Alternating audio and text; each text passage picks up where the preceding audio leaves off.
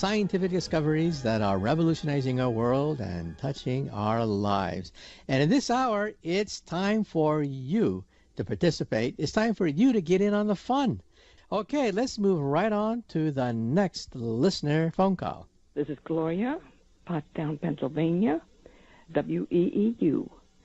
I was wondering, with these black holes, why can they not rig up a probe and send it into the black hole with a camera, pretty much like they have those on-man things with the Army, that they can take pictures, send it back, and then we can find out more of what is going on in the black hole. Thank you. Bye-bye. Well, you ask an excellent question. First of all, we do exactly that to the planets and the moons. We take a camera, put it onto a rocket, and we actually send them into Jupiter and Saturn and different places around the solar system. And as a consequence, we know an awful lot about atmospheres, about the surface, about the structure of the planets because we have probes with cameras. However, when you talk about black holes, there's a catch. There's always a catch someplace. First of all, the nearest black hole is many light years away. For example, we have a raging black hole at the center of the Milky Way galaxy. Tonight, if you go outside, look in the direction of Sagittarius. In that direction, there should be, by rights, a fireball. There should be a fireball there, which is the galactic nucleus, the center of the galaxy. You can't see this fireball because it's obscured by dust clouds. And the disk of the galaxy, yes, has lots of dust. In fact, that's where we come from. We are made out of galactic dust. But it's a nuisance if you want to see the center of the Milky Way galaxy. At the very center, there's a raging black hole. It weighs 2 million times the mass of the sun. So what's the problem? And the problem is these black holes are located hundreds, thousands of light years away, and each light year is about 6 trillion miles. So in other words, we're not going to go to any black hole anytime soon. They're simply too far because the universe is too big. Now, that doesn't prevent us from dreaming about sending a probe or a camera into a black hole. Now, the next best thing you can do is to get a computer to simulate Einstein's equations for a black hole. And we've done that. If you saw the movie Interstellar, starring Matthew McConaughey, they actually take a rocket and go through the gateway, the wormhole, to a black hole. And using computers and Einstein's equations, you can actually see what a hypothetical journey would look like. All sorts of bizarre things happen when you fall through the wormhole, connecting you to the black hole to perhaps maybe another universe. So if you see the movie Interstellar, it gives you the best computer rendition of traveling through a black hole because the nearest black hole is simply too far away, trillions upon trillions of light years, and we're not going to go that distance anytime soon. Okay, let's move on to the next listener phone call. Hi, my name is Jen. My question was, how many monkeys have to evolve to create a whole other species? Well, that number depends upon the circumstances and the species you're talking about. First of all, we have to even define what a species is and how we tell two species apart. And this is where biology starts to get a little bit of fuzzy, even in the definitions of species. Usually, biology books say that when two groups of organisms can no longer mate and produce viable progeny, that's when these two groups have separated, and they have speciated, and they're no longer part of one species, okay? Now, there's lots of ambiguity, okay? For example, what about the donkey and the mule? And what about the liger? The liger is a cross between a tiger and a lion. Believe it or not, you can mate a tiger and a lion and come out with a liger. So how do you define two different species, given the fact that they can, in fact, mate and produce progeny? But these progenies are usually sterile. Therefore, you cannot create a third distinct species by mating two species, even though they are very close. Now, take a look at our own species, the Neanderthals, for example. Most people would say, and many biologists would say, that the Neanderthal is a separate species from humans. How come we know that? Because we can't mate with them. Well, that's been disproven. In fact, on our airwaves, I've actually interviewed the man who did it. The man who took Neanderthal skeletons, about 6 of them, and extracted usable DNA from the Neanderthals, and from that created a composite genome. That's incredible. A composite genome of the Neanderthal man.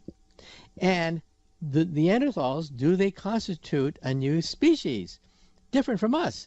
And the answer apparently is, well, we don't know. Maybe no, because according to the person I interviewed, he sequenced the genes and found there is about a 1% overlap. Incredible. A 1% overlap between our DNA and Neanderthal DNA. So in other words, our ancestors mated with them. This is rather shocking, because we used to think that Homo sapiens are all high and mighty and that we are unique and that we're at the top of the evolutionary chain. And we now realize that we share DNA with the Neanderthals. In fact, certain characteristics that we shared are very interesting. One of them is to withstand cold climates. It turns out that Neanderthal DNA might have been useful because the Neanderthals lived in iced areas of northern Europe much longer than we did, and they were better adapted to the ice age than Homo sapiens. Also, he said, certain characteristics may be traced to the Neanderthals. For example, red hair. There's indication, even though it's not conclusive yet, he said, there are indications that red hair is a byproduct of mating with the Neanderthal. And so to sum up, usually biology books say that you have to speciate when you can no longer mate with the other species. But then what about the Neanderthal?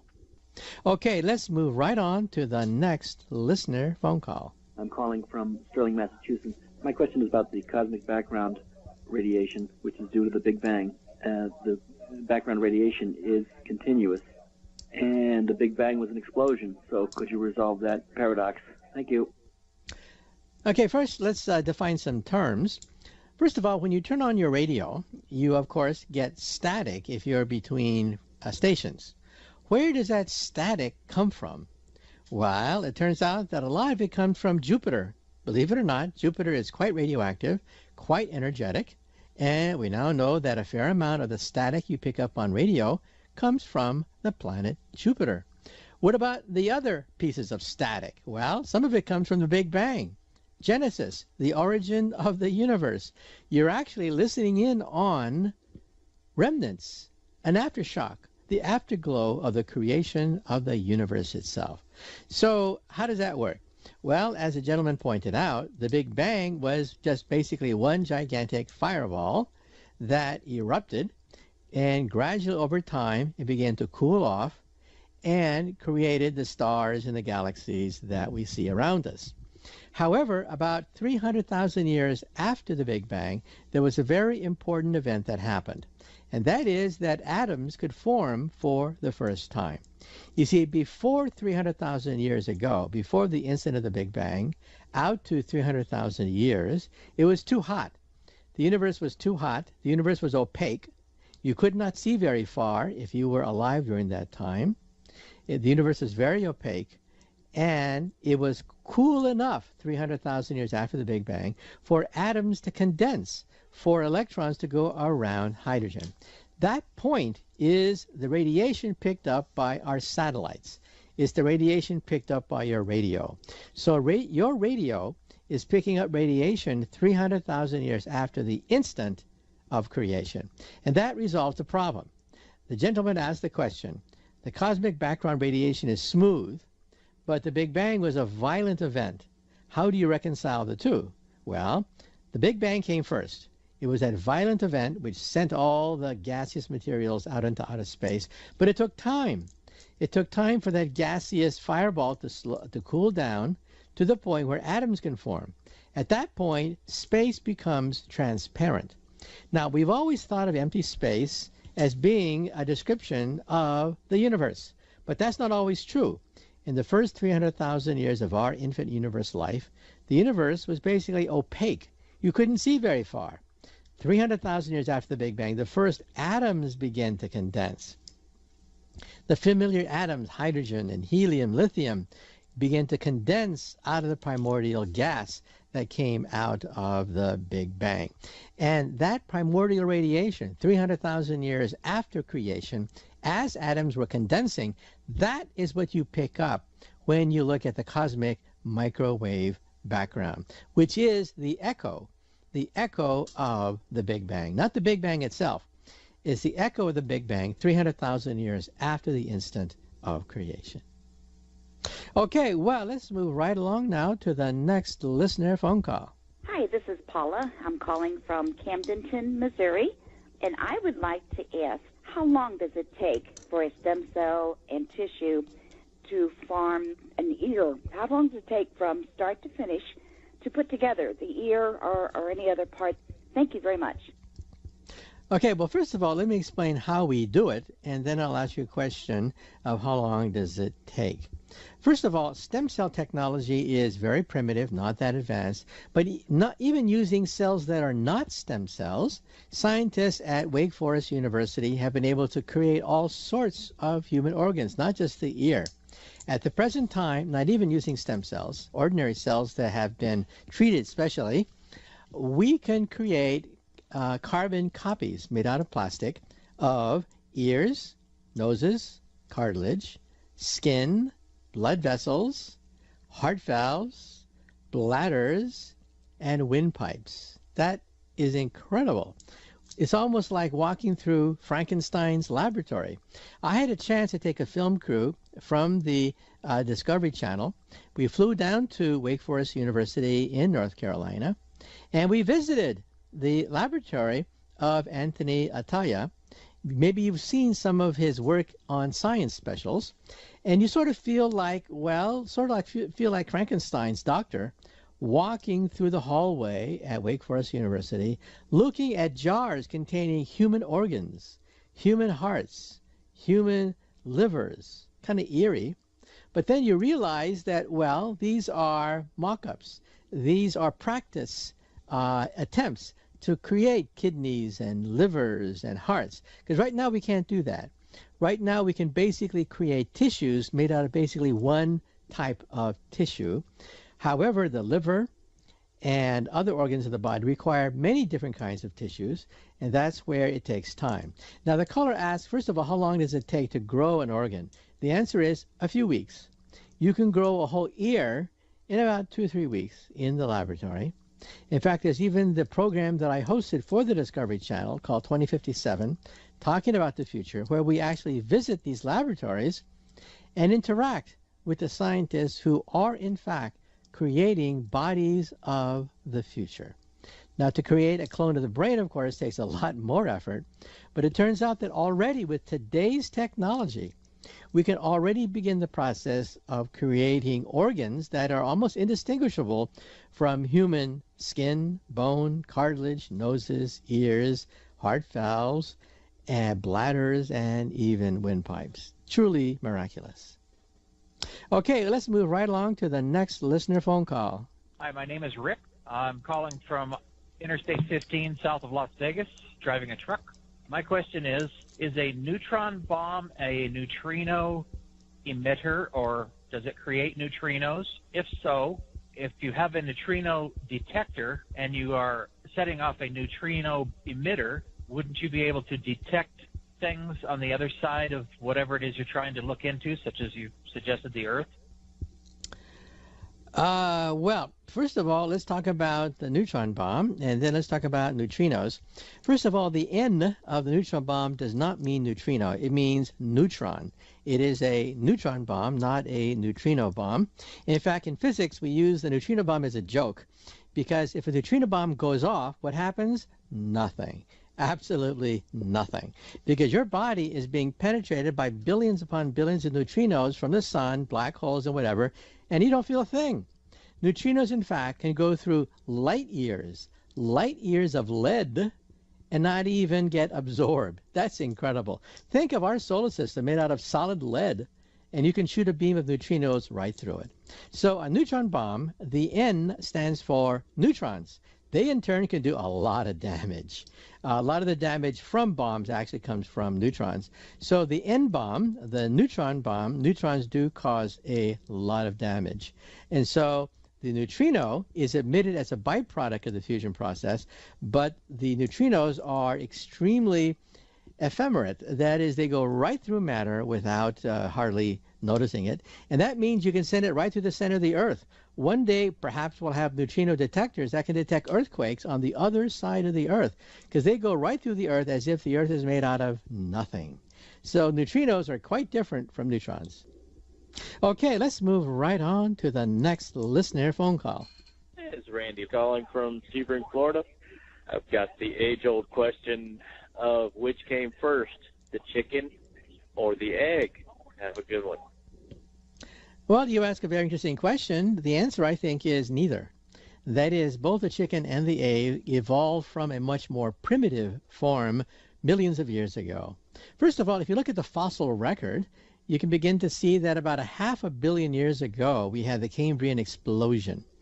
Before then, before the Cambrian explosion, we had single-celled animals pretty much.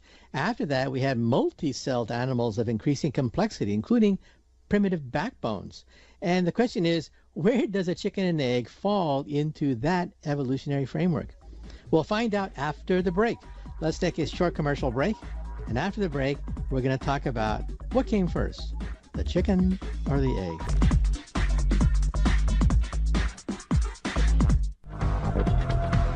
Welcome back to Science Fantastic with Professor Michio Kaku. The lines are open. And before the break, we had that ancient question, which came first, the chicken or the egg? Well, if you go back into the fossil record, you can go back, for example, 200 million years ago, where we have the birth of the dinosaurs. But the dinosaurs, of course, laid eggs. In fact, we think the chicken, in some sense, is a dinosaur. Living dinosaurs are the birds, we think. Now, even going further back into the record, we have trilobites. Even going back further into the record, we eventually hit the Cambrian explosion 500 million years ago. And at that point, we begin to see, even before that, single-celled organisms. Now, single-celled organisms, of course, don't lay eggs. Single-celled organisms simply bifurcate, split in half. But some of them release spores. And these spores allow them to survive periods of famine, periods of intense heat or cold. And we think perhaps in the spore, we see the possibility of eggs beginning to emerge. And so we begin to see that around that time, around half a billion years ago, 500 million years ago, the Cambrian explosion, all of a sudden we see the emergence of animals with primitive backbones, with structures like starfish, or the organisms like us with a single backbone. And around that time, spores eventually became eggs, and all of a sudden the fertilization process became bisexual. So around that time, we made the transition from single-celled organisms, which simply split, no chicken nor egg, those organisms simply split, to more complex modes of survival like spores, and eventually the chicken and the egg. So both of them evolved simultaneously. Okay, let's move right on to the next listener phone call. My name is William, calling from Virginia. My question is on spintronics and its possible applications to technology, and in particular quantum computing. Thank you.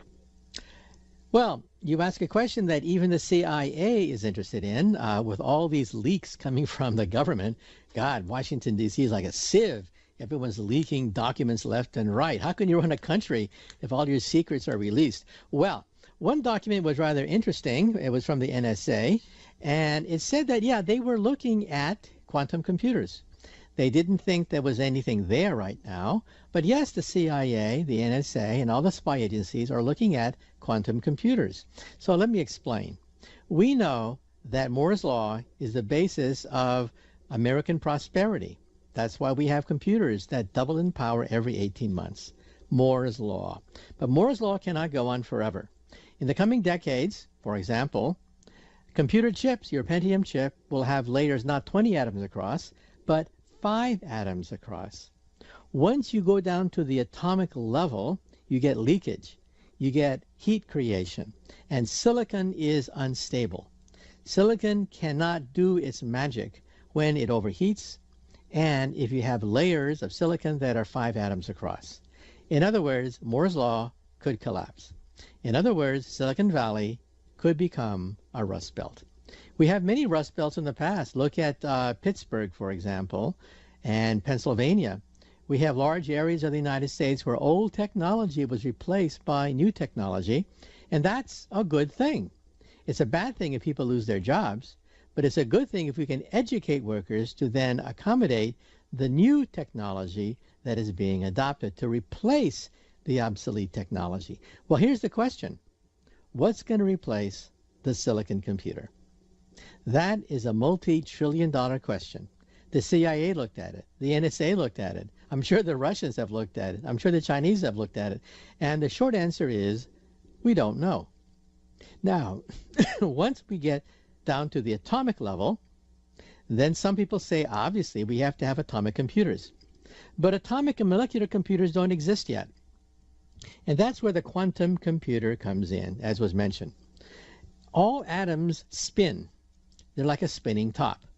And if you put them in a magnetic field, they all point in one direction, like up, for example.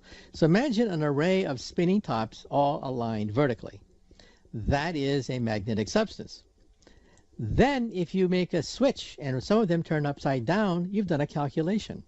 And after the break, we'll tell you why the CIA is so interested in quantum computers. Is the CIA suddenly interested in modern physics for the hell of it? No. Well, because of the fact that in the coming decade, we're going to see a slowdown in Moore's Law, it means that it could affect the economy. Will you upgrade your computer knowing that last year's model is just the same as this year's model? Are you going to buy a new computer knowing that computer power never changes? No. You're talking about the collapse of a multi-trillion-dollar industry. We have to go to the post-silicon era. So many possibilities have been looked at. Molecular computers, quantum computers, optical computers, DNA computers, protein computers, spintronics, quantum dot computers. But of them, none of them, I repeat, are ready for prime time.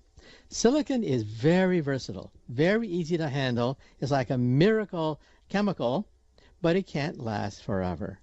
Just like we no longer use gears and levers to make computers, just like we don't use vacuum tubes to make computers, we use chips. But chip technology will eventually get exhausted. So what's going to replace it? Well, one possibility is quantum computers. And why is the Pentagon and the CIA so interested? Because quantum computers can perform calculations and break the code of any nation. I repeat, any nation's codes can be broken by the CIA once you have quantum computers. They're much more powerful than ordinary computers, but hey, they don't exist yet because atoms are fickle.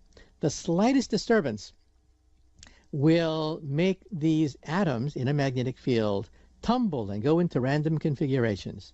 In other words, the computer becomes useless. Now, what's the world's record for a quantum computer calculation? IBM set the record, and that record is 3 times 5 is 15. Ta-da! Now, children know that, but here's a homework problem. Take 5 atoms, go home, and with that, multiply 3 times 5 to get 15. Well, now you know how hard it is. It is really, really hard to manipulate individual atoms. The slightest vibration, a sneeze a mile away, would be enough to make what is called decoherence, where electrons and atoms fall into total disarray. That's the problem today. By the way, if you want to become a billionaire, if you want to have your name in stone just like Edison, then invent a quantum computer. That would change modern history. At the present time, no one can make a complex quantum computer. Okay, let's take the next listener phone call. My name is Robert. Awesome show, and my question is, why is it that scientists who believe in evolution don't believe in God, since God could possibly be on this evolutionary scale with us? Well, you actually asked 2 questions, and the first question is about scientists and God, and the third question is, can God be on an evolutionary scale? Well, we can actually answer some of your questions. The Pew Organization, for decades, has interviewed American people on all sorts of crazy questions, including, do you believe in God? And when they interviewed scientists, they found something interesting. Going back almost 100 years, going back many, many decades into the past, they found that the percent of scientists who go to church, not just believe in God, forget that, but go to church, is about 30%. Even with all the scientific marvels with astronomy and the space program and stuff like that, even though clergymen no longer look at the heavens to try to find where heaven or hell is located, about 30% of scientists are still religious. Because, of course, religion and science are not necessarily in opposition to each other.